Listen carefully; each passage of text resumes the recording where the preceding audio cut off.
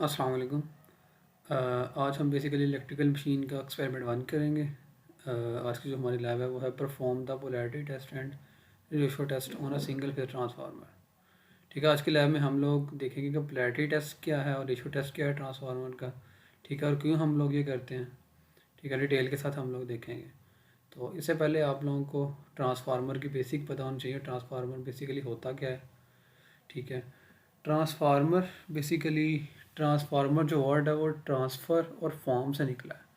ठीक है, ट्रांसफ़र का मतलब होता है कि कुछ ना कुछ ट्रांसफ़र करना, वन फॉर्म टू अनदर कुछ ना कुछ ट्रांसफ़र करना।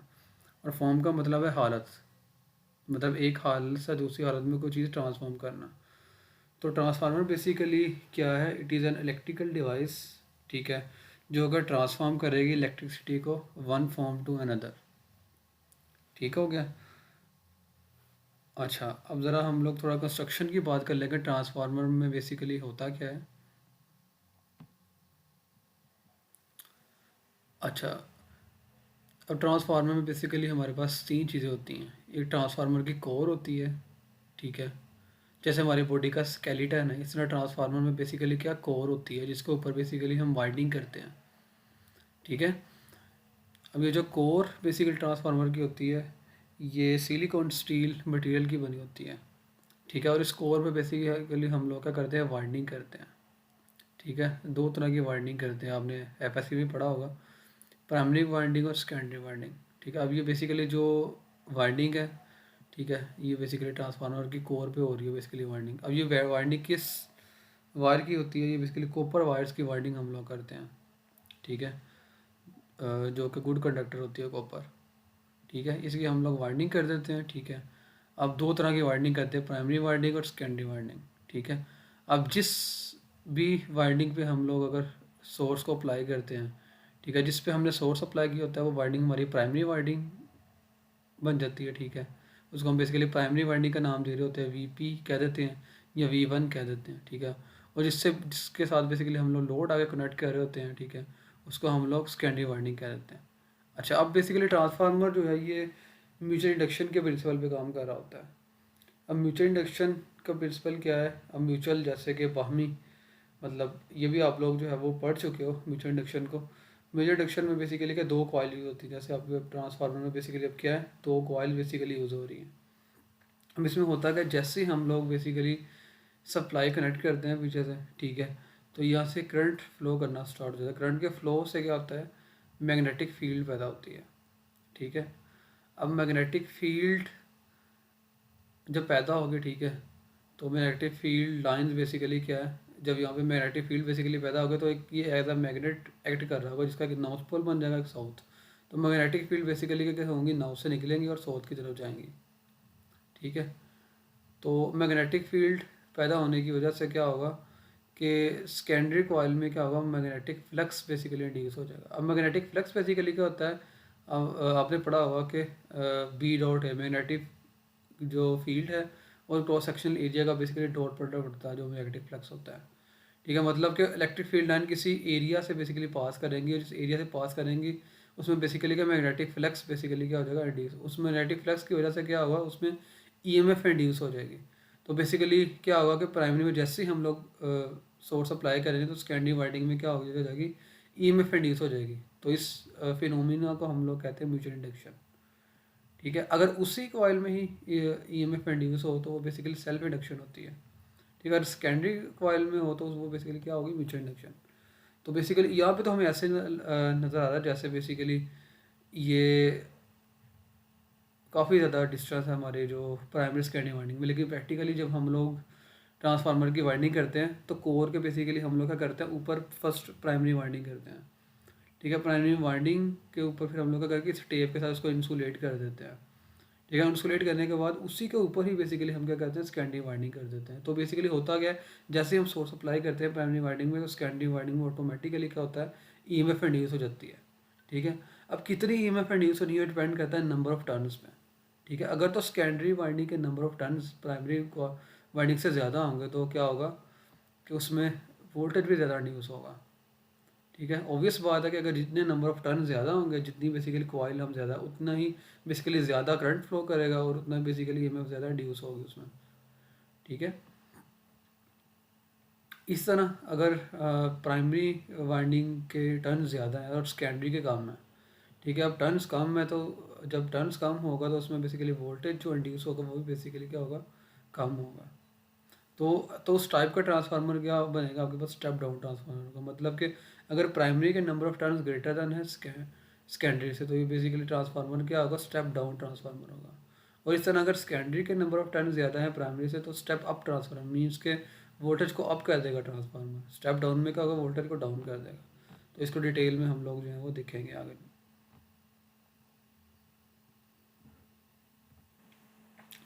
लेकिन इसमें एक चीज़ होती है कि जब अगर हम सेकेंडरी के नंबर ऑफ टर्न ज़्यादा हों प्राइमरी से, ठीक है, तो नंबर ऑफ टर्न ज़्यादा होने से क्या होगा, ईएमएफ तो ज़्यादा इंड्यूस होगी, लेकिन क्या होगा कि एरिया बढ़ जाएगा। बेसिकली जितनी बेसिकली वाइंडिंग ज़्यादा होगी उतना बेसिकली क्या होगा, लेंथ बढ़ जाएगी हमारे जो कोर की। जितनी लेंथ बेसिकली बढ़ेगी, उस लेंथ के बढ़ने से क्या होगा, लेंथ जो है वो बेसिकली रेजिस्टेंस के डायरेक्टेड प्रोपोर्शन है। जितनी बेसिकली लेंथ बढ़ेगी उतना ही रेजिस्टेंस बढ़ेगी। आपने फार्मूला पढ़ा होगा, R is equal to rho L over A. तो लेंथ और रेजिस्टेंस आपस का डायरेक्ट रिलेशन होता है। तो जितनी बेसिकली अब रेजिस्टेंस बढ़ेगी उतना बेसिकली करंट कम होगा। तो याद रखेंगे स्टेप अप ट्रांसफार्मर के केस में क्या करंट होगा, करंट बेसिकली कम हो जाएगा। तो सेम इस तरह स्टेप डाउन के केस में क्या होगा, करंट बेसिकली बढ़ जाएगा, ठीक है, क्योंकि लेंथ कम हो जाएगी, उससे बेसिकली क्या रेजिस्टेंस भी कम होगा, रेजिस्टेंस कम होने से बेसिकली करंट ज़्यादा फ्लो करेगा। ठीक हो गया। इसके अलावा जो है ट्रांसफार्मर की एक प्रॉपर्टी है कि फ्रीक्वेंसी सेम रहती है। मतलब कि फॉर एग्जांपल हमने स्टेप डाउन ट्रांसफार्मर यूज़ किया तो क्या होगा, हम अगर फॉर एग्जांपल इनपुट पे 220 वोल्ट अप्लाई किया और वो स्टेप डाउन कर रहा है 50 पे, ठीक है, मतलब 220 वोल्ट को बेसिकली उसने क्या कर दिया, स्टेप डाउन कर दिया 50 वोल्ट पे। लेकिन क्या होगा कि फ्रीक्वेंसी सेम रहेगी। मतलब फ्रीक्वेंसी को याद रखें, ट्रांसफार्मर जो है वो फ्रीक्वेंसी को चेंज नहीं करता।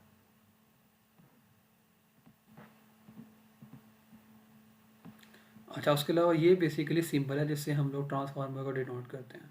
ये जो दो लाइंस आप लोगों को नज़र आ रही है बेसिकली क्या, ये डिनोट करती है कोर को, ठीक है, और ये बेसिकली क्या प्राइमरी वाइंडिंग है और ये बेसिकली क्या सेकेंडरी वाइंडिंग है, ठीक है। तो आप इसको यहाँ से भी देख सकते हो ये। अब जैसे देखने से अब हमें क्या लग रहा है, ये स्टेप अप ट्रांसफार्मर होगा, स्टेप डाउन। ये बेसिकली क्या है, स्टेप डाउन ट्रांसफार्मर है, क्योंकि सेकेंडरी के नंबर ऑफ टर्न्स कम है, प्राइमरी के ज़्यादा है, ठीक है। तो ये बेसिकली क्या स्टेप डाउन ट्रांसफार्मर होगा, ठीक है। आई थिंक ट्रांसफार्मर की बेसिक तो आप लोगों को पता चल गई होगी, ठीक है। तो अभी हम लोग बात कर लेते हैं कि अब पोलैरिटी टेस्ट और रेशो टेस्ट की। तो फर्स्ट ऑफ ऑल तो आपके पास क्या है, पोलैरिटी टेस्ट, ठीक है।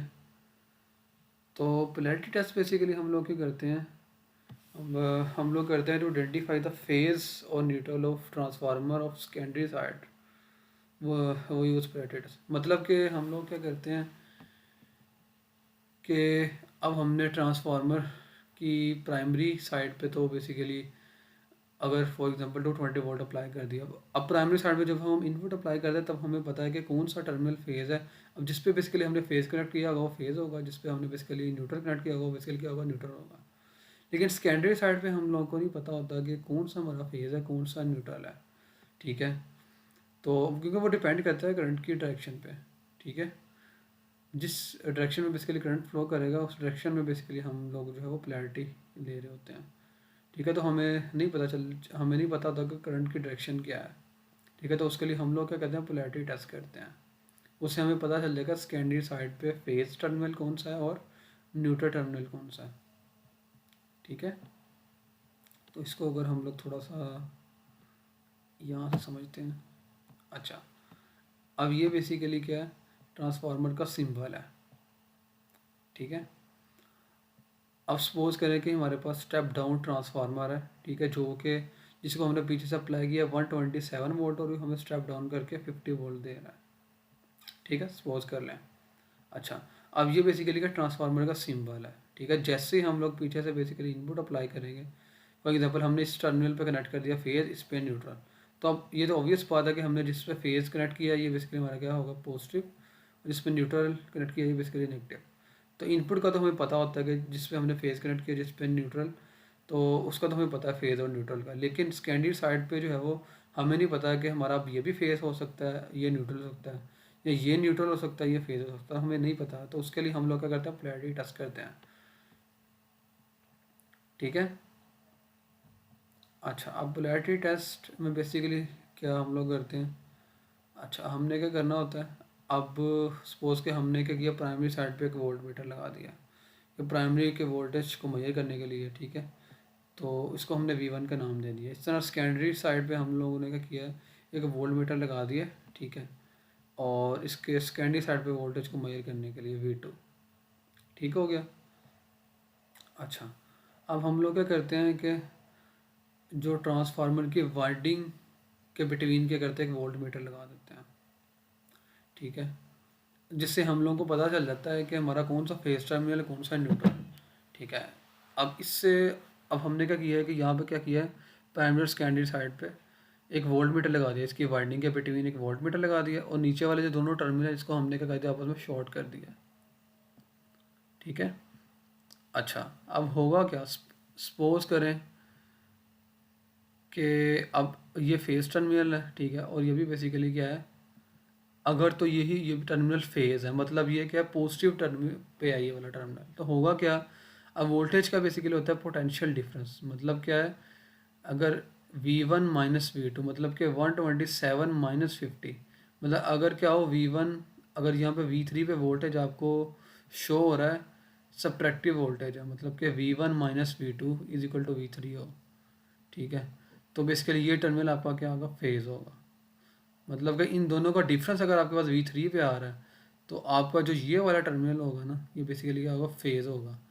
ठीक है, इसको हम P से भी नोट कर देते हैं, ये हम यहाँ पे एक डॉट लगा देते हैं। आपने अक्सर देखा होगा ट्रांसफार्मर पे, अगर आप लोगों ने काम किया हो ना, तो उस पर उन्होंने ना पोलैरिटी जो है वो मेंशन की होती है, डॉट लगाया होता है, वो डॉट बेसिकली फेज टर्मिनल को शो कर रहा होता है। ठीक है, अब ऐसे क्यों है, मतलब कैसे मतलब है कि ये फेज़ होगा, अगर यहाँ पे सेपरेट हो गया आ रहा है, तो फेज़ इस तरह होगा क्योंकि वोल्टेज हमारे पास क्या होता है, पोटेंशियल डिफरेंस। ठीक है, मतलब कि अगर तो ये भी पॉजिटिव है, ये भी पॉजिटिव है। ठीक है, तो बेसिकली अगर ये दोनों का डिफरेंस आ रहा है, मतलब V1 माइनस V2, मतलब इसका क्या होगा कि ये भी पॉजिटिव है, ये भी पॉजिटिव है, तो V1 जो पॉजिटिव में और V2 पॉजिटिव में डिफरेंस बेसिकली यहाँ पे आ रहा है। इसका मतलब क्या, ये वाला जो टर्मिनल हमारे पास है, ये भी पॉजिटिव में है। ठीक है, तो उस वजह से यहाँ पे क्या होगा, डिफरेंस आ रहा होगा। अगर ये नेगेटिव होता तो फिर क्या होता, V1 माइनस माइनस V2, मतलब कि ये अगर नेगेटिव टर्मिनल पे होता। ठीक है, तो मतलब ये अगर फॉर एग्जांपल न्यूट्रल पे होता, तो क्या होता कि ये पॉजिटिव बेसिकली हो जाता, इन दोनों का बेसिकली क्या एडिशन बेसिकली यहाँ पे आ रहा होता। ठीक हो गया, मतलब कि आप अगर तो इन दोनों का एडिशन यहाँ पे आ रहा है, मतलब फिर इसका क्या मतलब होगा कि ये वाला जो टर्मिनल है, ये बेसिकली क्या होगा, नेगेटिव पोटेंशियल पे होगा। मतलब ठीक हो गया, तो नेगेटिव का ये नेगेटिव पे होगा, तो उससे हमें पोलैरिटी का पता चल जाएगा कि ट्रांसफार्मर की ये नेगेटिव है और ये पॉजिटिव है। ठीक है, तो मतलब अगर तो V3 पे आपके पास डिफरेंस आ रहा है, तो इसके का मतलब है कि ये वाला फेज़ है और ये न्यूट्रल है।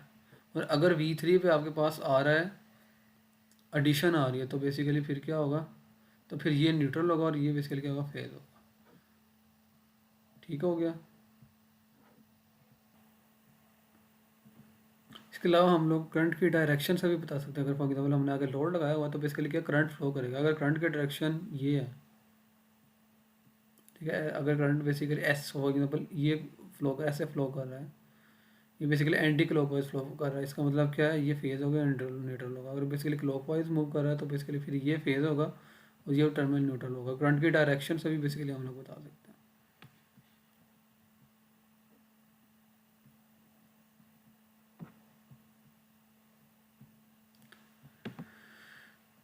ठीक हो गया। ठीक है, पोलैरिटी टेस्ट का आप लोगों को पता चल गया होगा। तो पहले थोड़ा सा मैं आपको बता देता हूँ। अब एक्सपेरिमेंट 1 में आपने करना है, पोलैरिटी टेस्ट करना है ट्रांसफार्मर का। तो ये बेसिकली सिंपल आपके पास क्या है, ट्रांसफार्मर है। ठीक है, तो प्राइमरी पे हमने क्या सोर्स अप्लाई कर दिया, और सेकेंडरी पे बेसिकली अब यहाँ पे आपने एक वोल्ट मीटर लगा लेना है, कि यहाँ पे वोल्ट मीटर लगा लेना है, और एक volt meter basically primary secondary के बिटवीन लगा देना, इन दोनों टर्मिनल को फिर आपने क्या करना, शॉर्ट कर लेना। ठीक है, और जैसे मैंने आप लोगों को बताया, आपने क्या करना है, एडिटिव चेक करनी है, यहाँ पे एडिशन आ रही है, सब्ट्रैक्शन आ रही है, उसके अकॉर्डिंगली फिर आपको बताओगे कौन सा फेज़ है और कौन सा न्यूट्रल है। ठीक हो गया। अच्छा, उसके बाद आपने नेक्स्ट क्या करना है, अब फॉर एग्जांपल आपने ये वाला काम कर लिया, ठीक है, और आपने बता दिया कि आपकी जो फॉर एग्जांपल आपके पास ये फेज़ आ रहा है, ये न्यूट्रल आ रहा है, ठीक है। उसके बाद आपने क्या करना है कि जस्ट अब यहाँ पे आपका पोलैरिटी टेस्ट ख़त्म है, लेकिन आपने जस्ट अपनी थोड़ी सी अंडरस्टैंडिंग और करने के लिए थोड़ा सा, ताकि आपको पता चले, आपने क्या करना है कि इन टर्मिनल्स को क्या करना है, क्रॉस में कनेक्ट कर देना। मतलब ये वाला जो ये वायर है, इसको अपना उठा के यहाँ पे कनेक्ट कर देना है, और ये वोल्ट मीटर को उठा के यहाँ पे कर देना है, ठीक है। लेकिन आप लोगों को पता है कि ये फेज़ है और ये न्यूट्रल है, ठीक है। आपने पहले टेस्ट किया, सपोज कर लो आपको पता है ये फेज़ है, न्यूट्रल है। आपने जस्ट ये चेक करने के लिए कि यहाँ पे अब एडिशन आएगा कि नहीं। अगर आप इसको यहाँ पे कनेक्ट कर दोगे, इसको यहाँ पे कर दोगे, तो ये बेसिकली क्या न्यूट्रल है, ठीक है। अगर ये न्यूट्रल है, जब अगर आप यहाँ पे वोल्ट मीटर कनेक्ट कर दोगे इनके बिटवीन, तो अगर ये न्यूट्रल है तो बेसिकली नेगेटिव, अगर अगर ये बेसिकली नेगेटिव है तो बेसिकली क्या होगा कि V1 माइनस माइनस V2, तो बेसिकली यहाँ पे एडिशन आ रही होगी आपकी, ठीक है। जस्ट आपने चेक करने के लिए, वेरीफाई करने के लिए, तो आपके पास क्या फिर वोल्ट मीटर पे एडिशन आ रही होगी यहाँ पे। तो जस्ट आपने क्या करना है, फिर इसके बी पार्ट में क्रॉस में कनेक्शन कर देना है, सिंपल, ठीक हो गया। बाकी रेशो टेस्ट पे हम लोग अभी बाद में जाते हैं, पहले पोलैरिटी टेस्ट का आपको बता देता हूँ, ठीक है। तो आपने क्या करना है, ये कुछ अब कैलकुलेशंस हैं, ऑब्जर्वेशन एंड कैलकुलेशन, जिसमें आपने क्या करना है, 8 वैल्यूज़ लेनी है, ठीक है। आप पीछे से आपने क्या करना है कि अब आपके पास ट्रांसफार्मर, ठीक है, आपकी मर्ज़ी, आप स्टेप अप भी यूज़ कर सकते हो, स्टेप डाउन भी, ठीक है। तो आपने क्या करना है कि कोई सी 8 वैल्यूज़ लेनी है। मतलब आप लोग क्या करें कि 10-10 के इंटरवल के साथ जो है वो मल्टीपल जो है वो वैल्यूज़ ले लो। फॉर एग्जांपल आप 120 तक आपने जाना है, तो हर 10-10 के डिफरेंस के साथ ना आप 120 तक पहुँचो। पहले फॉर एग्जांपल आप जब पे 10 वोल्ट ले लो, प्राइमरी 10 लो, उस पर देखो सेकेंडरी वोल्टेज आपके पास क्या आ रहे हैं, ठीक है। और उसी पे फिर देखो टर्न्स के वोल्टेज क्या आ रहे हैं। अगर इन दोनों का बेसिकली क्या है, सब्ट्रैक्शन यहाँ पे आ रही है, ठीक है, इसका मतलब क्या होगा, आपके पास ये जो प्रॉपर्टी होगी वो क्या होगी, मतलब यहाँ पे आपने देखना सब्ट्रैक्टिव प्रॉपर्टी है, सब्ट्रैक्टिव प्रॉपर्टी है। फिर आपने थोड़ा यहाँ पे बता देना है ट्रांसफार्मर को, थोड़ा सा यहाँ पे ना ड्रा करके कि कौन सा फेज़ है, कौन सा न्यूट्रल फिर होगा, ठीक हो गया। तो यहाँ पे अपने दिमाग से इस तरह आपने क्या करना है कि 10 मल्टीपल वैल्यूज़ लेनी है, ठीक है। और V1 और V2 की उसके अकॉर्डिंगली जो आपका V3 आ रहा है वो आपने नोट कर लेना है, और रिमार्क्स लिख देने हैं, एडिटिव है या सब्ट्रैक्टिव है। फॉर एग्जांपल अगर आपकी सब्ट्रैक्टिव आ रही है, ठीक है, फिर आपने क्या करना है अपने अंडरस्टैंडिंग के लिए अब एडिटिव भी करके देखना है, ठीक है। मतलब जैसे मैंने आपको बताया, आपने क्रॉस में कनेक्शन कनेक्ट कर देना है, ठीक है। ये वाला सर्किट जो आपका ये बी पार्ट है, ठीक है, बी के लिए ये क्रॉस में करके फिर आपने V1 मेजर करनी है, V2 करनी है, ठीक है, और V3 मेजर करनी है। उसके अकॉर्डिंग मार्क्स लिख देना, एडिटिव है ये सब्ट्रैक्टिव है, ठीक हो गया। अच्छा, आगे हम लोग बात कर लें रेशो टेस्ट। अब रेशो टेस्ट बेसिकली क्या है,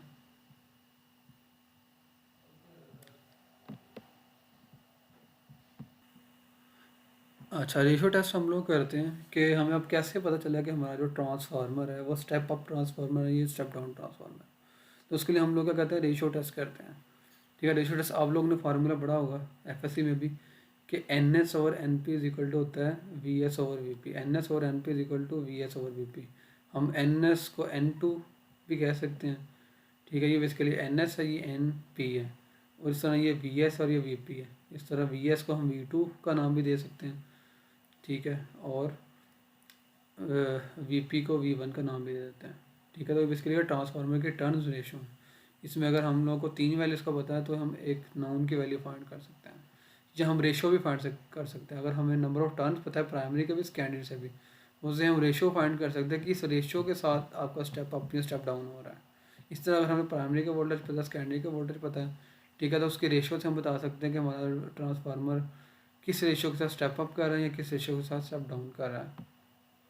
तो जैसे अभी ये है, अब यहाँ पे सिंबल से तो हमें नज़र आ रहा है कि ये बेसिकली हमारा नंबर ऑफ टर्न जो प्राइमरी के हैं वो बेसिकली ज़्यादा है और सेकेंडरी के कम है, और ये क्या स्टेप डाउन ट्रांसफार्मर है, ठीक है। अगर हम टर्म्स को काउंट कर ले, जैसे यहाँ पे कितने टर्न्स है, 1 2 3 4 5 6 7, 7 टर्न्स हैं प्राइमरी पे, और 1 2 3 4 5 ये किस पे, सेकेंडरी पे।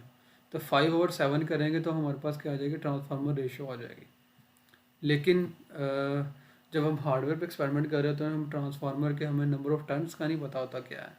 तो हम लोग क्या करते हैं खुद से प्राइमरी कनेक्ट करते हैं, ठीक है, और सेकेंडरी पे वोल्टेज वोल्ट मीटर प्राइमरी पे लगा देते हैं, सेकेंडरी पे भी।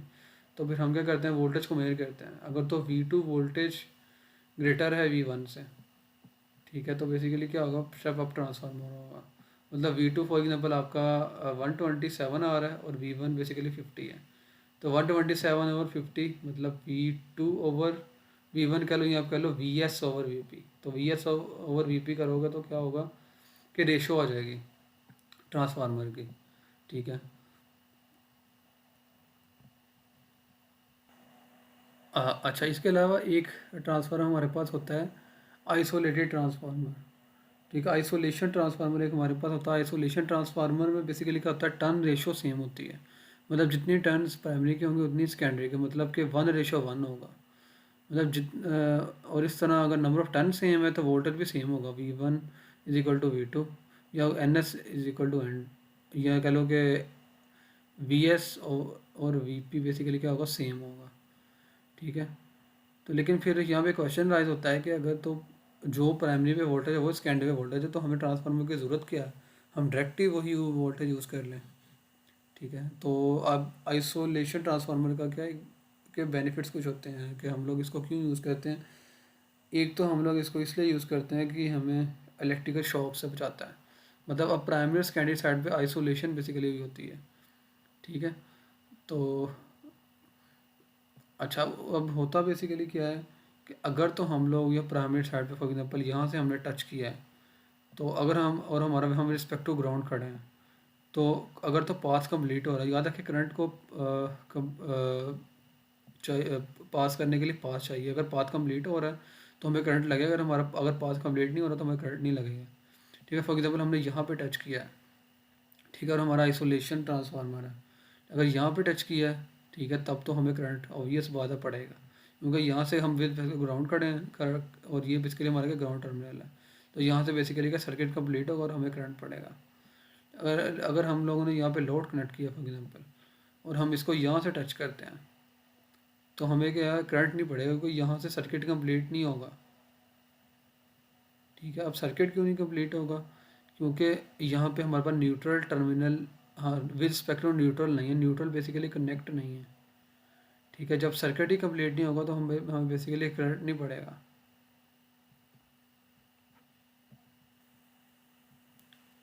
क्योंकि ये वाला बेसिकली जो ग्राउंड टर्मिनल है वो बेसिकली इसके साथ कनेक्ट नहीं है। अगर हम इसको इसके साथ कनेक्ट कर दें फिर हमें शॉक पड़ेगा, अगर ये इसके साथ कनेक्टेड नहीं है तो अगर हम यहाँ पे टच भी कर ले तो हमें शॉक नहीं पड़ेगा, ठीक है। तो सेफ्टी के लिए बेसिकली हम आइसोलेशन ट्रांसफार्मर को यूज़ करते हैं, ठीक है। उसके अलावा इसका एक और बेनिफिट है, ठीक है, अगर इनपुट पे बहुत ज़्यादा बेसिकली क्या है वोल्टेज रेगुलेट हो रहा है, मतलब फॉर एग्जांपल होता क्या है, बाज़ का पीछे से हमारे वोल्टेज ना कम ज़्यादा हो रहे होते हैं, अप डाउन हो रहे होते हैं, तो उसकी वजह से हमारी अब जो अप्लाइंसेस है वो बर्न आउट हो सकती हैं, ठीक है। तो अगर हमने ये ट्रांसफार्मर आइसोलेशन ट्रांसफार्मर यूज़ किया होगा तो बेसिकली इससे क्या होगा कि पीछे से जो भी फ्लक्चुएशन आ रही हो हमारे जो सेकेंडरी में बेसिकली हमें सेम कांस्टेंट वोल्टेज मिल रहा होगा जो हमें चाहिए, जो हमारे रिक्वायर्ड वोल्टेज है, मतलब यहाँ कोई फ्लक्चुएशन नहीं आ रही होगी, ठीक है। उसके अलावा इसका एक और बेनिफिट है, ठीक है, हम लोग क्या करते हैं, अच्छा, अगर तो करंट कोई अब्रप्टली चेंज हो जाएगा, ठीक है, कोई अचानक करंट बढ़ गया फिर कम हो रहा है, फिर बढ़ गया फिर कम हो रहा है, तो उसको भी बेसिकली ये क्या करता है, कम करता है, क्योंकि हमने यहाँ पे इंडक्टर यूज़ किया हुआ है, बेसिकली इंडक्टर की वाइंडिंग की हुई है। तो याद रखें इंडक्टर की प्रॉपर्टी होती है, इंडक्टर बेसिकली क्या है, वो करंट को स्मूथ करता है, और जो कैपेसिटर है वो वोल्टेज को स्मूथ करता है। जैसे आप लोगों ने पढ़ा होगा, हम वोल्टेज को सॉरी कैपेसिटर को एज अ फिल्टर यूज़ करते हैं, ठीक है। तो वो क्या करता है, वोल्टेज में अगर कोई रिपल्स आ रहे हैं उसको बेसिकली ख़त्म कर देता है। इस तरह हमारे पास जो इंडक्टर होता है वो बेसिकली करंट में अगर कोई हमारे पास स्पाइक्स आ रही हैं तो उसको बेसिकली क्या कर देगा, रिमूव कर देगा। तो ये कुछ बेनिफिट्स हैं इसके, जिसकी वजह से इसको बेसिकली आइसोलेशन ट्रांसफार्मर को यूज़ किया जाता है, ठीक हो गया।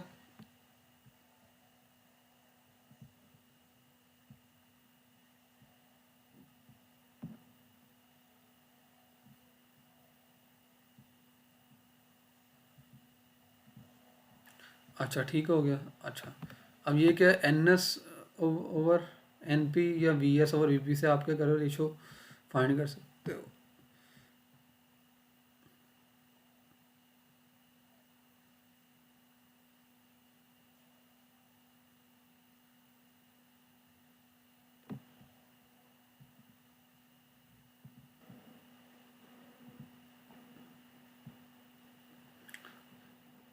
अच्छा, ये बेसिकली फार्मूला है।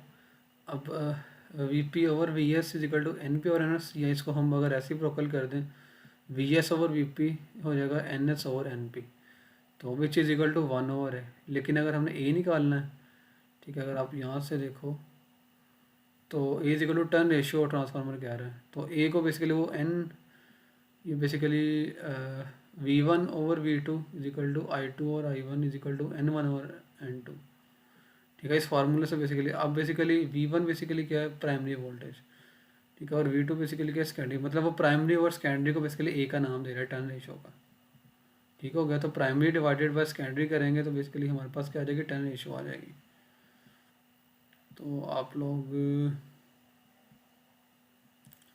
अच्छा, तो यहाँ से सिंपल आपने क्या करना है, वी वन वोल्टेज मेजर करना है जो कि प्राइमरी साइड का वोल्टेज है, और इस तरह वी टू की रीडिंग नोट करनी है आप लोगों ने जो कि सेकेंडरी साइड का वोल्टेज है। तो प्राइमरी डिवाइड बाय सेकेंडरी करोगे तो टर्न रेशियो ए की वैल्यू आ जाएगी।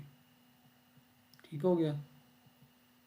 तो अगर तो प्राइमरी वोल्टेज ज़्यादा है सेकेंडरी से, तो आपके पास क्या होगा, स्टेप डाउन ट्रांसफार्मर होगा। इस तरह से अगर सेकेंडरी वोल्टेज ज़्यादा है प्राइमरी से, तो फिर स्टेप अप ट्रांसफार्मर होगा। तो उसके अकॉर्डिंगली आपने क्या करना है, ये रेशो फाइंड करनी है और वी वन और वी टू की वैल्यू बेसिकली यहाँ पे नोट करते जाना आपने। ठीक हो गया। तो ये कुछ गाइडलाइंस हैं जिसको आप लोगों ने फॉलो करना है। ठीक है, और ये बेसिकली आपके लैब के रूब्रिक्स हैं जिसके अकॉर्डिंगली आपकी बेसिकली मार्किंग होगी। अच्छा, ठीक है, अब आपने क्या करना है कि हार्डवेयर को मैं साथ साथ लैब में जो है वो आपको गाइड कर दूंगा। ठीक है, अभी जो है हम लोग इसकी सिमुलेशन करके देख लेते हैं। ठीक है, मैट लैब सिमुलिंक पे। ठीक हो गया। अब मैट लैब तो आप लोगों ने सिग्नल सिस्टम में यूज़ किया हुआ है। ठीक है, तो सिमुलिंक जो है वो आई थिंक आप लोगों ने अभी तक यूज़ नहीं किया, तो हम लोग क्या करते हैं, सिमुलिंक पे बेसिकली इसको सिमुलेट करके देख लेते हैं। ठीक है, तो होगा, हुआ क्या करेगा कि बेसिकली आपने हार्डवेयर में भी किया करनी है और सिमुलेशन भी किया करनी है आपने। ठीक है, हार्डवेयर आप लैब में करोगे, ठीक है, और सिमुलेशन में आप लोगों को टाइम दे दिया करूँगा। ठीक है, तो आप लोगों ने हर लैब के साथ में सिमुलेशन भी किया करनी है सिमुलिंक पे। ठीक हो गया। अच्छा, सिमुलिंक का अगर मैं थोड़ा सा आप लोगों को बताऊँ, तो सिमुलिंक बेसिकली क्या है, जैसे बेसिकली आप मैटलैब में हम लोग क्या करते हैं, आप लोग कोड लिख रहे होते हो। ठीक है, मैटलैब में। ठीक है, सिमुलिंक में क्या है कि हम लोग मल्टीपल ब्लॉक्स को बेसिकली आपस में कनेक्शंस करते हैं मल्टीपल ब्लॉक्स के। ठीक है, फॉर एग्जांपल जैसे आपने अगर स्टेप रिस्पॉन्स फाइंड करना है, ठीक है, यूजिंग मैटलैब, तो आप उसका कोड लिखते हो। ठीक है, कि हमने स्टेप रिस्पॉन्स कैसे फाइंड करना है। ठीक है, उसका प्रॉपर कोड लिखते हो। ठीक है, लेकिन अगर उसी को हमने सिमुलिंक के थ्रू करना है, तो बेसिकली सिमुलिंक में क्या होगा, मल्टीपल ब्लॉक्स होंगे। इनपुट का ब्लॉक सेपरेट होगा, आउटपुट का ब्लॉक सेपरेट होगा। ठीक है, सिस्टम का ब्लॉक सेपरेट होगा। मतलब अगर स्टेप रिस्पॉन्स फाइंड करना है तो स्टेप का एक ब्लॉक होगा इनपुट के नाम से। ठीक है, तो वो सेपरेट होगा। इस तरह आउटपुट का सेपरेट होगा। और जो सिस्टम हमने डिफाइन करना है, ठीक है, मैटलैब में तो हम लोग प्रॉपर कोड के थ्रू करते थे, उसका भी एक ब्लॉक होगा जिसके थ्रू हम लोग उसको डिफाइन करेंगे। ठीक है, तो मैं सिमुलिंक की तरफ आप लोगों को लेके चलता हूँ। ठीक है, तो यहाँ पे मैं मैटलैब अगर सर्च करूँ, तो मैटलैब को हम लोग जो है वो रन कर लेते हैं।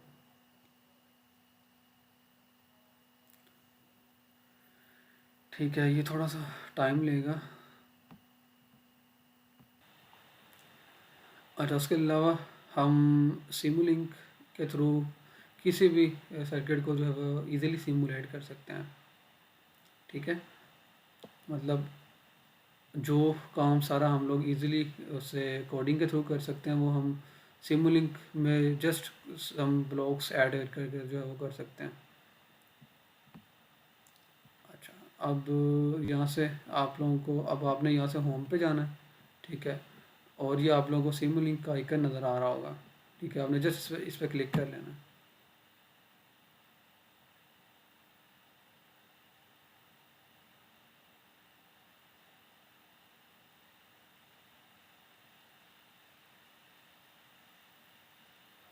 तो ये बेसिकली आपके पास विंडो एक ओपन हो जाएगी, ठीक है। तो अब ये रिसेंट में बेसिकली क्या है, ये मल्टीपल बेसिकली, जैसे मैटलैब में आप लोग एम फाइल में बेसिकली काम करते हो, इस तरह ये सीमुलिंक की फ़ाइल है। सीमुलिंक में एस एल एक्स की फ़ाइल बेसिकली, इस एस एल एक्स के नाम से बेसिकली फ़ाइल जो है वो सेव होती है। तो ये मल्टीपल बेसिकली कुछ रिसेंट एक्टिविटीज़ हैं जो बेसिकली मैंने काम की है, ठीक है। तो अब हमने बेसिकली एक न्यू विंडो पे काम करना है, तो यहाँ से आपने सिंपल यहाँ पे ब्लैक मॉडल पे क्लिक करना है आपने।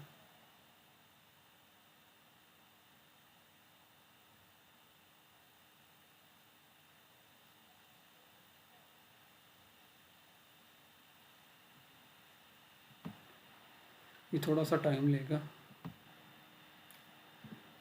सो ये ब्लैंक मॉडल बेसिकली आपके पास ओपन हो जाएगा। तो यहाँ से आपने बेसिकली लाइब्रेरी ब्राउज़र पे क्लिक करना है। तो जैसे आप लाइब्रेरी ब्राउज़र पे क्लिक करोगे, ठीक है, तो ये बेसिकली सिमुलिंक की मल्टीपल लाइब्रेरीज़ हैं, ठीक है। जैसे अगर सिग्नल सिस्टम से रिलेटेड हम लोगों ने कोई काम करना है तो सिग्नल सिस्टम की अलग से लाइब्रेरी होगी। इस तरह एरोस्पेस की अलग लाइब्रेरी होगी, कंट्रोल सिस्टम की अलग से लाइब्रेरी होगी, ठीक है। डेटा सिग्नल प्रोसेसिंग की अलग से लाइब्रेरी होगी, कम्युनिकेशन की अलग से होगी, जैसे ये आप लोगों को नज़र भी आ रहा होगा। एरोस्पेस की अलग से, कम्युनिकेशन टूल बॉक्स के नाम से अलग से है, ठीक है। डीएसपी की अलग से है, एम्बेडेड की अलग से है, ठीक है। तो मल्टीपल ये लाइब्रेरीज़ हैं, ठीक है। तो इस तरह कुछ कॉमन हमारे पास होती हैं, जैसे हमारे पास सोर्स हैं और सिंक्स हैं। सोर्स बेसिकली क्या है, जिसको हम एज अ इनपुट यूज़ करते हैं। जैसे आपके पास ये है बैंड लिमिटेड वाइट नॉइस है, ठीक है। अगर हमने नॉइस को एज इनपुट लेना है, अगर हमने को कॉन्स्टेंट वन बेसिकली इनपुट पे देना है, ठीक है, तो इसका अलग से ब्लॉक है। जिस तरह काउंटर लिमिटेड का अलग से ब्लॉक है, ठीक है। इस तरह अगर हमें साइनोसॉइडल इनपुट देनी है तो साइन वेव का ये अलग से ब्लॉक है, ठीक है। इस तरह अगर हमें स्टेप इनपुट देनी है, ठीक है, अब ये स्टेप का अलग से ब्लॉक है, ठीक है। वह हम क्या करते हैं, प्रॉपर कमांड यूज़ करते हैं, ठीक है। सिस्टम का जो अगर हमने इनपुट स्टेप अप्लाई करनी है, स्टेप रिस्पॉन्स फाइंड करना है, इसमें जस्ट हम लोग क्या करेंगे, ब्लॉक को यूज़ कर लेंगे। इस तरह वेव ऑफ जनरेटर, इसका मतलब इसका मल्टीपल मतलब सोर्सेज हैं जिसको हम एज इनपुट यूज़ कर सकते हैं। इस तरह सिंक्स होते हैं। सिंक्स बेसिकली क्या होते हैं, जिसको हम एज आउटपुट यूज़ कर सकते हैं। जैसे डिस्प्ले है, हमने किसी नंबर को डिस्प्ले करना है, ठीक है। हमने कोई ना कोई फॉर एग्जांपल ब्लॉक्स की मदद से कुछ ना कुछ काम किया है, ठीक है। तो किसी न्यूमेरिकल या कोई फ्लोट है, उसको हम लोग बेसिकली डिस्प्ले करना है, ठीक है। तो उसके लिए हम डिस्प्ले यूज़ करेंगे। फ्लोटिंग के लिए अगर कोई फ्लोट में आ रहा है उसके लिए हम ये फ्लोटिंग स्कोप यूज़ करेंगे, ठीक है। इस तरह एक स्कोप होता है, जैसे हमारा हम ऑसिलोस्कोप नहीं यूज़ करते, ठीक है। हमने किसी भी सिग्नल को, कोई साइनोसॉइडल सिग्नल है, किसी भी टाइप का सिग्नल है, उसको हमने बेसिकली डिस्प्ले करना है, ठीक है। तो उसके लिए हम लोग क्या करते हैं, ऑसिलोस्कोप यूज़ करते हैं। तो यहाँ पे हमारे पास सिंपल का स्कोप है, ठीक है। स्कोप का ब्लॉक सिंपल यूज़ हो रहा होगा। अच्छा, फॉर एग्जांपल हमें ये ब्लॉक चाहिए, ठीक है। हमने जस्ट इस पर क्लिक करेंगे, ठीक है, राइट क्लिक करके। अब यहाँ पे नज़र आ रहा है add block to model untitled. अब हमारा हमने मॉडल का नाम क्या रखा है, अनटाइटल। जस्ट हमने क्या करना है, यहाँ से ऐड अगर हम करेंगे तो ये बेसिकली साइन वेव हमारा क्या हो, यहाँ पे ऐड हो जाएगी। तो ये आप लोगों को नज़र आ रहा होगा, ये देखें, ये साइन वेव के नाम से बेसिकली यहाँ पे क्या ऐड हो गया। इसके अलावा आप ड्रैग एंड ड्रॉप भी कर सकते हो, ठीक है। अगर ये इस ब्लॉक को हमने यूज़ करने, इसको उठा के हम सिंपल यहाँ पे ड्रॉप कर सकते हैं, ठीक है। एक तो ये वे है, ठीक है। अच्छा, उसके अलावा हम लोग किसी भी इक्विपमेंट को यहाँ से सर्च भी कर सकते हैं, ठीक है। यहाँ पे ये सर्च बॉक्स है, यहाँ से हम उसको सर्च भी कर सकते हैं। जैसे फॉर एग्जांपल मैं यहाँ पे स्टेप लिखता हूँ और एंटर करता हूँ।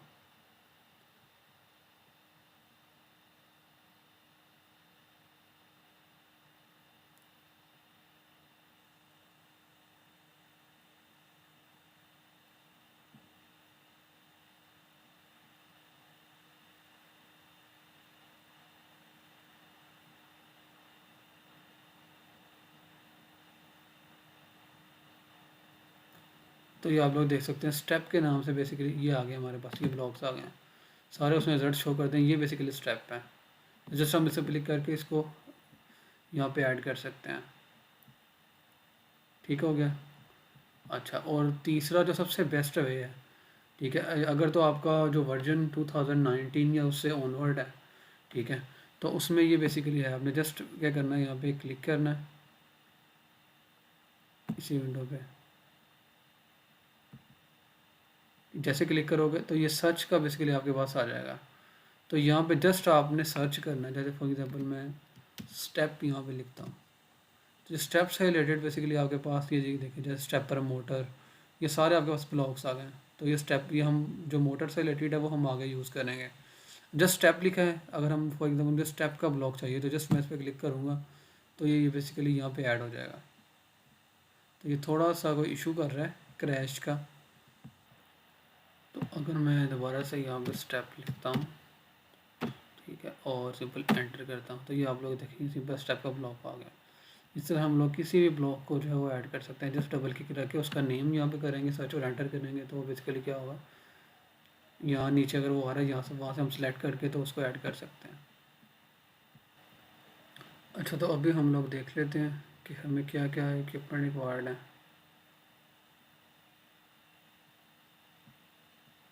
अच्छा, अब हमें ट्रांसफार्मर चाहिए, ठीक है, इसी सोर्स चाहिए, वाटर मेजरमेंट के लिए वाट मीटर चाहिए, ठीक है। तो ये जो फर्स्ट है पार्ट, ठीक है, प्रायोरिटी टेस्ट जो है इसको मैं इम्प्लीमेंट कर देता हूँ, ठीक है। तो बाकी इसका जो क्रॉस है ये वाला, और फिर टर्न रेशो, ठीक है, ये आपने खुद से जो है वो इसकी सिमुलेशन करनी है, ठीक है। और इसके जो रिजल्ट्स आएंगे वो आपने बेसिकली क्या करने, कॉपी में ऐड करना है, जैसे कि आप लोगों को लैब जो है वो लैब ज़ीरो में बता दिया गया है कि कैसे करना है आपने, ठीक है। तो अभी हम लोग सिमुलिंग पे चलते हैं, इसको सिमुलेट करके देखते हैं। तो फर्स्ट तो हम लोग को एसी सोर्स चाहिए, तो यहाँ से मैं एसी सोर्स के नाम से सर्च कर लेता हूँ, ठीक है। तो एसी वोल्टेज सोर्स बेसिकली चाहिए, तो यहाँ पे मैं जस्ट एंटर कर लेता हूँ।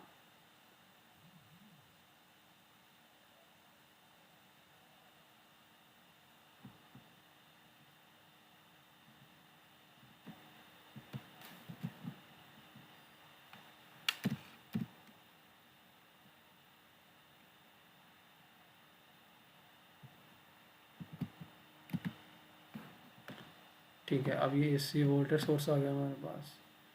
अब अगर मैं सोर्स को 220, बेसिकली हमारे पास पीछे से क्या आ रही होती है, आरएमएस वैल्यू आ रही होती है, लेकिन यहाँ पे बेसिकली क्या पीक वैल्यू है, ठीक है। तो अब आपने फार्मूला पढ़ा होगा कि हमने अगर पीक हमें गिवन है और हमने आरएमएस फाइंड करनी है, तो बेसिकली अभी आरएमएस इज इक्वल टू होता है वी पीक डिवाइड बाई √2, ठीक है। तो अगर मैं पीक, अगर हम 314 है उसको डिवाइड कर दें √2 के साथ, तो 220 बेसिकली हमारे पास बनेगा, ठीक है। तो पीछे से बेसिकली हमारे पास क्या आ रहे होते हैं, आरएमएस 220 आ रहे होते हैं। तो मैं पीक 314 ले लेता हूँ, ठीक है। तो ये 314 को अगर मैं डिवाइड करूँगा √2 के साथ, तो बेसिकली क्या होगा, 220 वोल्ट बेसिकली मेरे पास आएंगे। और 220 बेसिकली पीछे से हमारे पास आ रहे होते हैं जो कि आरएमएस है। तो मैं सिंपल एसी सोर्स को सेट कर लेता हूँ 220 आरएमएस पे, ठीक हो गया। अच्छा, और याद रखें कि जो पाकिस्तान की स्टैंडर्ड फ्रिक्वेंसी है वो 50 हर्ट्ज़ है, ठीक है। बाहर यूएस अमेरिका वगैरह में बेसिकली 60 हर्ट्ज़ चलती है, लेकिन पाकिस्तान में बेसिकली क्या 50 हर्ट्ज़ फ्रिक्वेंसी है। तो मैं उस, तो वही स्टैंडर्ड बेसिकली मैं सेट कर देता हूँ। तो मैंने सेट कर दिया, तो उसको सिंपल मैं ओके कर देता हूँ। ये जो सिंपल क्या गया, एसी वोल्टेज सोर्स की सेटिंग कर लिया। अब नेक्स्ट हमें क्या चाहिए, ट्रांसफार्मर चाहिए। तो मैं ट्रांसफार्मर को यहाँ से सर्च कर लेता हूँ।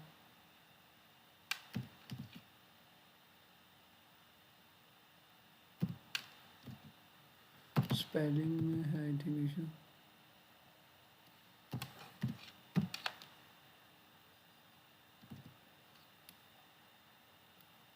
ठीक है। तो मैं ये लीनियर ट्रांसफार्मर जो है इसको ऐड कर लेता हूँ, ठीक है। तो ये बेसिकली क्या आ गया, मेरे पास ट्रांसफार्मर आ गया। अब ये क्या लीनियर ट्रांसफार्मर है, ठीक है, लेकिन इसकी प्राइमरी एक है और सेकेंडरी दो हैं, ठीक है। तो इस पर अगर मैं डबल क्लिक करूँ इस ब्लॉक पे, तो यहाँ से सिंपल आपने क्या करना है, फ्रीक्वेंसी हमारी पाकिस्तान की अब ये क्या है, नॉमिनल पावर एंड फ्रीक्वेंसी। तो यहाँ से जस्ट आपने जो फ्रीक्वेंसी है उसको 50 कर देना है, क्योंकि पाकिस्तान की स्टैंडर्ड फ्रीक्वेंसी 50, मतलब 60 में भी ये काम कर सकते हैं, लेकिन क्योंकि हमारी स्टैंडर्ड 50 है, तो अगर हमने किसी एक इक्विपमेंट की 50 सेट किया तो सबकी हमें फिर उसके अकॉर्डिंगली जो है वो सेटिंग करनी पड़ेगी, 50 करनी पड़ेगी। ऐसे नहीं करना कि अगर यहाँ पे 60 किया और यहाँ पे 50 कर दें, या दोनों पे 60-60 कर लो, या दोनों पे 50-50 कर लो। लेकिन क्योंकि हम लोग पाकिस्तान में, तो हमने पाकिस्तान स्टैंडर्ड के अकॉर्डिंगली इसको 50 सेट कर लिया, ठीक है। तो फ्रिक्वेंसी 50 हर्ट्ज़ है। अच्छा, अब ये 3 वाइंडिंग ट्रांसफार्मर है, ठीक है, उसके लिए है। तो हम जस्ट इसको अगर क्लिक कर लेंगे, अनटिक कर देंगे, तो ये बेसिकली क्या बन होगा, सेकेंडरी बन जाएगी। अब ये क्या मेजरमेंट नन है कि हमने जस्ट अभी कोई मेजरमेंट नहीं करना चाह रहे, ठीक है। तो जस्ट ओके करेंगे तो बेसिकली क्या है, सिंपल 2 वाइंडिंग में कन्वर्ट हो गया। ये प्राइमरी वाइंडिंग है और ये सेकेंडरी वाइंडिंग, ठीक हो गया, ठीक है। इसके अलावा और हमें क्या चाहिए, वोल्टेज मेजर करने के लिए हमें वोल्ट मीटर चाहिए। तो यहाँ पे मैं वोल्टेज मेजर के नाम से आपने करना है, वोल्टेज मेजरमेंट। जस्ट इस पर मैं एंटर करता हूँ, तो ये वोल्टेज मेजरमेंट का आपके पास आ गया, ठीक है। तो मुझे वोल्ट मीटर कितने चाहिए, 3 चाहिए। जस्ट मैं इसको कंट्रोल सी करूँगा और यहाँ पे कंट्रोल वी कर लूँगा, इस तरह कंट्रोल वी। तो ये 3 बेसिकली मेरे पास क्या आ गए हैं, वोल्ट मीटर आ गए हैं, ठीक हो गया। और इसके अलावा और हमें क्या चाहिए, ठीक है, वोल्ट मीटर भी आ गए हैं।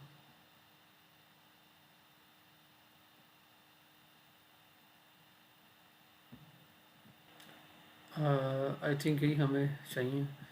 अब इसको जस्ट हम कनेक्शन इसका कर लेते हैं, ठीक है। अब कनेक्शन के लिए आपने क्या करना है, जस्ट यहाँ पे क्लिक करना है। ये जैसे अब आर कनेक्शन 1 आ रहा है, इस पर हमने क्लिक करते हैं जाना, ये रेड से आपको शो कर रहा है, ठीक है। और इसको जस्ट यहाँ पे आके ला के छोड़ दें। जैसे ये ब्लैक हो गया, इसका मतलब है कि ये इन दोनों टर्मिनल का आपस में कनेक्शन हो गया, जस्ट छोड़ दें, ठीक है। तो ये बेसिकली क्या इस टर्मिनल के साथ कनेक्ट हो गया, ठीक हो गया। इस तरह हम इसको इसके नेगेटिव को कनेक्ट कर लेते हैं। ये इसको आपने उठा के इसके साथ ये कनेक्ट कर देना, ठीक हो गया, ठीक है। इस तरह स्कैंडनी पे हमें क्या चाहिए,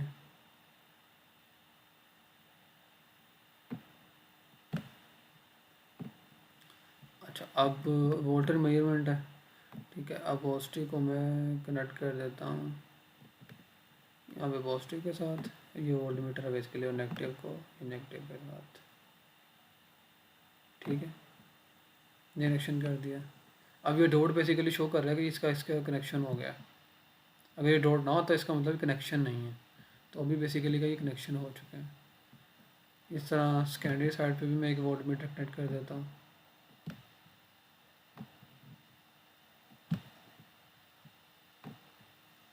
ठीक है।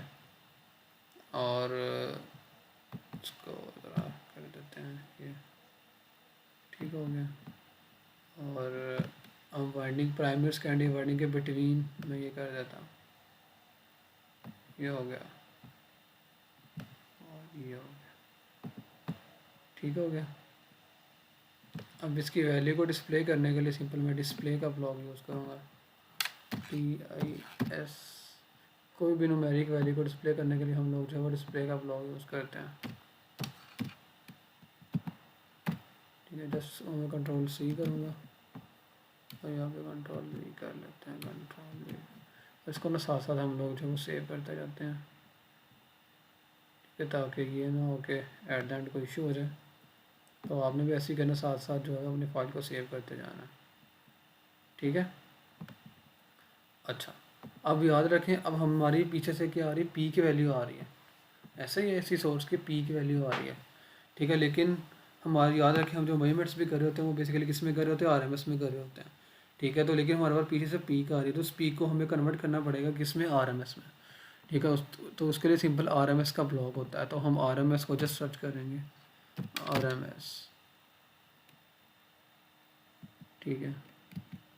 तो ये RMS का बेसिकली क्या आ गया, ब्लॉक आ गया, ठीक हो गया। इसको अगर मैं डबल क्लिक करूँ RMS पे, अच्छा। अब यहाँ पे फ्रिक्वेंसी जैसे कि मैंने आपको बताया सबकी सेम सेट करनी है, ठीक है। फ्रिक्वेंसी क्या है, 50 हर्ट्ज, और हमारी इनिशियल वैल्यू कोई भी नहीं है। इनिशियली क्या है, हमारी ज़ीरो है, ठीक है। हमने ज़ीरो से स्टार्ट किया, तो हम ये ओके कर दें, ठीक है। तो 3 स्कोप है, तो इसको कंट्रोल C में करता हूँ और कंट्रोल V कर लेता हूँ, कंट्रोल V, ठीक हो गया। तो यहाँ पे जो भी वोल्टेज की वैल्यू आ रही होगी वो पीक में बेसिकली आ रही होगी, ठीक है। तो उसको हमने कन्वर्ट कर लेना कि इसमें RMS में, तो यहाँ पे RMS वैल्यू होगी, और उसको मैं यहाँ पे क्या कर लेता हूँ, डिस्प्ले कर लेता हूँ, ठीक हो गया। सेम मैं सब स्कोप्स के साथ करता हूँ,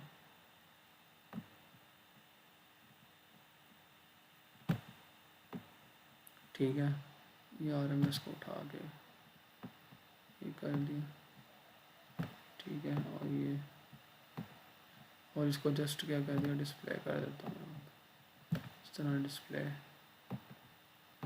ये का जस्ट आपके पास RMS वैल्यू को डिस्प्ले कर देगा, ठीक है। डिस्प्ले ब्लॉक इस तरह एक हमारे पास स्कोप होता है। जैसे ऑसिलोस्कोप, अगर अब AC सिग्नल है, ठीक है, AC को अगर हमने शो करने के लिए ऑसिलोस्कोप करना है तो यहाँ पे स्कोप के नाम से मैं जस्ट सर्च करूँगा तो ये आप लोग देख रहे हैं, ये आ गया, स्कोप आ गया। स्कोप भी मुझे कितने चाहिए, 3 चाहिए। Ctrl+C, Ctrl+V, Ctrl+V। तो मैं क्या करता हूँ, एक इनपुट पे लगा देता हूँ स्कोप, ठीक है। ये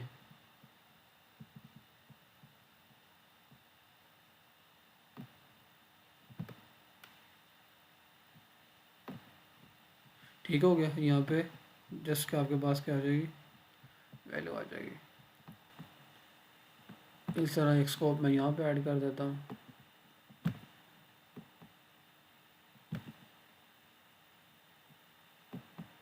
ठीक हो गया। और एक स्कोप मैं यहाँ पे, तो इसकी ज़रूरत नहीं है, जस्ट आपको मल्टीपल ऑप्शंस बताने के लिए कि मल्टीपल हमारे पास होते हैं। डिस्प्ले में जस्ट वैल्यू तो आ जाएगी उसकी, लेकिन हम स्कोप के थ्रू, ऑसिलोस्कोप के थ्रू भी उसको जो है वो डिस्प्ले कर सकते हैं, क्योंकि हमारे पास साइनोसॉइडल है।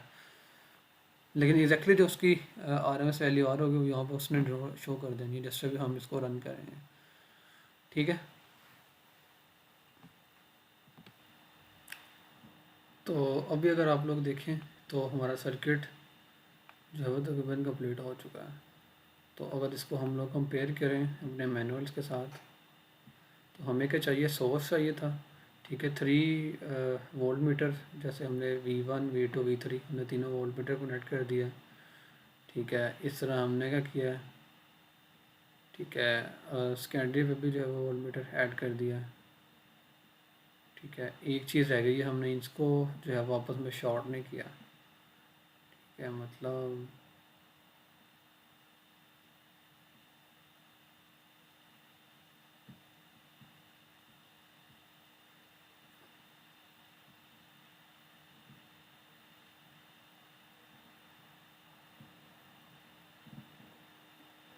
तो इसको ज़रा मैं कर लेता हूँ कनेक्ट, ठीक है।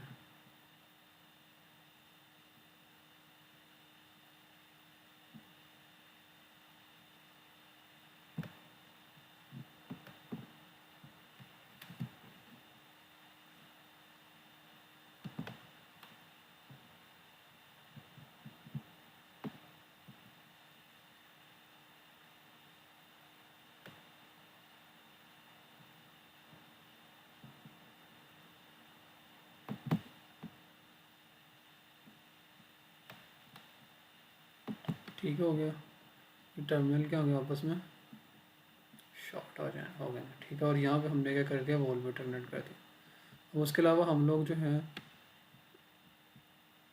अब यहाँ पे जो वोल्टेज बेसिकली आ रहा होगा, हम इसको नाम दे सकते हैं, ठीक है। जैसे ये डिस्प्ले है, ठीक है, आप इसको V1 का नाम दे सकते हो। यहाँ पे बेसिकली जो वोल्टेज है वो V1 होगा। जहाँ हमने वहाँ पे क्या इसको नाम दिया था, हाँ V1 का नाम दिया, इस तरह आप V1 दे सकते हो। इस तरह आप इसको भी लैदा नाम दे सकते हो, इस तरह इसको लैदा दे सकते हो, ठीक है। इस तरह आप स्कोप को नाम दे सकते हो डिफरेंट।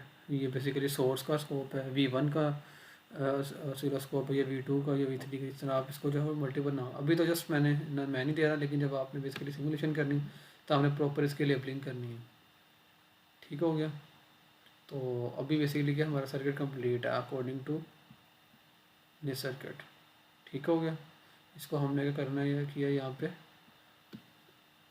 इम्प्लीमेंट कर लिया, ठीक है। और अगर हम इसको सिमुलेट करेंगे तो क्या होगा, अगर हम इसको सिमुलेट करेंगे तो हमारे पास एरर आएगा।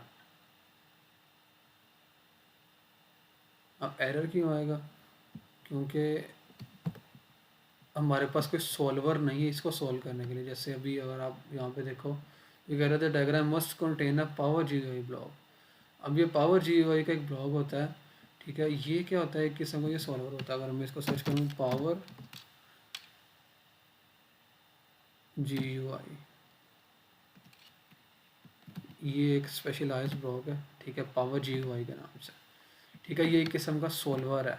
अगर ये हम लोग ऐड नहीं करेंगे तो हमारी जो सिमुलेशन है वो रन नहीं होगी। मतलब सॉल्वर ये कैसे है कि अब बेसिकली जो आपकी ये सिमुलेशन रन हो रही होती है बैक एंड में, बेसिकली क्या स्टेट स्पेसिफिकेशन बेसिकली इम्प्लीमेंट होती हैं, ठीक है, उसकी बेसिकली कंप्यूटेशन हो रही होती है, ठीक है, तो उसके अकॉर्डिंगली बेसिकली सिमुलेट रन हो रही होती है। तो ये स्टेट स्पेस बेसिकली इक्वेशंस क्या है, स्टेट स्पेस मॉडलिंग क्या है, ठीक है, ये बेसिकली थोड़े एडवांस टॉपिक्स हैं, ठीक है, ये भी आप लोग नहीं पढ़ोगे, ये आगे आप कंट्रोल सिस्टम में जाके पढ़ोगे। क्योंकि अभी अभी के लिए आपको जस्ट ये पता होना चाहिए कि बेसिकली क्या है, ये किस्म का सॉल्वर है, ठीक है। तो इस पूरी जो सर्किट है इसको सॉल्व करने के लिए इसकी बैक एंड पे इक्वेशंस के थ्रू बेसिकली इम्प्लीमेंटेशन हुई होगी, ठीक है, तो उसको उसके लिए हमें जो है वो एक सॉल्वर चाहिए, ठीक है। तो याद रखें अब यहाँ पे जो कंप्यूटेशन हमारी सारी हो रही है कंटिन्यूस हो रही है, तो ये कंटिन्यूस ओके है। इस तरह हमारे पास डिस्क्रीट भी होता है सॉल्वर, ठीक है, अगर हम कोई डिजिटल काम कर रहे हैं या डिस्क्रीट वैल्यूज़ पे काम कर रहे हैं, इस तरह हमारे पास कंटिन्यूस डिस्क्रीट दोनों भी होते हैं, ठीक है, सॉल्वर। तो ये डिपेंड करता है कि आप जिस किस पे काम कर रहे हो, ठीक है। तो इस पर डबल क्लिक करके जो है वो हम लोग देख सकते हैं। अभी तो जस्ट ये क्या, अभी देखिए ये कंटिन्यूस है, ठीक है, डिस्क्रीट भी हो सकता है, फेज़र भी हो सकता है, फेज़र डिस्क्रीट फेज़र भी हो सकता है, ठीक है।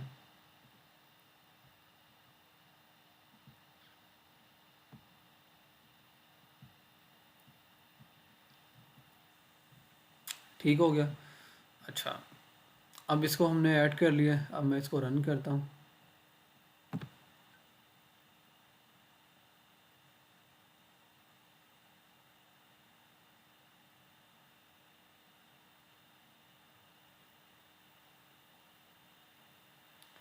तो ये अगर आप लोग देखें, ठीक है,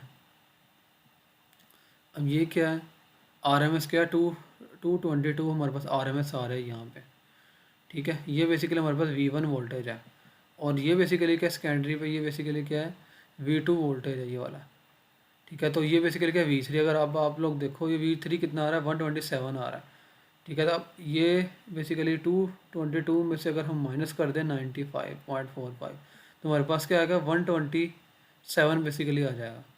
मतलब क्या आ रहा है आपके पास, इन दोनों का डिफरेंस यहाँ पे आ रहा है। इसका क्या मतलब है कि ये टर्मिनल बेसिकली हमारे पास क्या होगा, ये फेज़ होगा हमारे पास, ठीक है, ये फेज़ होगा और ये न्यूट्रल होगा, ठीक हो गया। ये हमने क्या किया, सिमुलेट करके देख लिया है, जिससे हमें पता चल गया है पोलैरिटी टेस्ट के ये बेसिकली हमारा फेज़ है और ये न्यूट्रल है। तो सेम इस तरह आप लोगों ने क्या करना है, इसका बी पार्ट करना है, ठीक है, जिसमें इसका क्रॉस कनेक्शन करके आपने करना है। फिर आपने जो है वो रेशो टेस्ट वाला करना है, ठीक है, उसकी आपने सिमुलेशन करनी है और इसके प्लॉट्स बेसिकली फिर आपने जो है वो ऐड कर देना है, ठीक है। ये क्या है, आरएमएस वैल्यू डिस्प्ले होगी हमारे यहाँ पे, ठीक है। ये हम अगर ये स्कोप ना लगाते तो ये भी ओके था, लेकिन अब स्कोप जस्ट आपको बताने के लिए कि ये स्कोप भी बेसिकली हम लोग इसके थ्रू भी कर सकते हैं, इसको भी ऐड कर सकते हैं। तो अगर मैं इस पर डबल क्लिक करता हूँ तो आपके पास सिग्नल आ जाएगा, बेसिकली जो ये कौन सा है, इनपुट का सिग्नल है, ठीक है, तो ये आपके पास आ रहा है, ठीक है। तो अभी इसकी फ्रिक्वेंसी जो है वो काफ़ी हाई है, ठीक है, क्योंकि उससे अब कितनी 50 हर्ट्ज फ्रिक्वेंसी है, ठीक है। तो अब ये साइकिल बहुत करीब करीब आ रहे हैं, हमें पता नहीं चल रहा कि वेव फॉर्म कैसी है। तो उसके लिए आपने इस पर क्लिक करना है और ये इस पर क्लिक करना है, अगर तो ठीक हो जाए तो ओके है, नहीं तो आपने सिंपल यहाँ पे जाना है।